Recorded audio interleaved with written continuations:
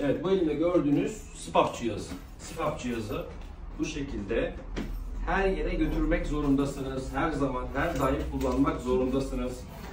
SPAP cihazı hayat kurtarıcıdır. Tedavide en büyük rolü oynar. SPAP cihazı kullanmak sizi uzun yaşatır. Tabii ki cerrahi indikasyonu varsa cerrahi indikasyonla SPAP cihazından kurtulabilirsiniz. Ancak her hastayı kurtarmak mümkün değildir. SPAP cihazı böyle bir cihaz. Markası çok önemli değil. Bir markayla anlaşmamız şeyimiz yok. Bunu da belirteyim. Böyle bir cihaz. Başınızda duruyor. Bu cihazı takıyorsunuz. Ve buradan size maskeyi takıyorsunuz şu şekilde. Ağız burun maskesi. Bu şekilde geceleri uyuyorsunuz. Bu maskesini görünce sizin için korkutucu olabilir. Ama inanın hayatınızı değiştiriyor. Hayatınızı değiştiriyor. Evet. Ya hayat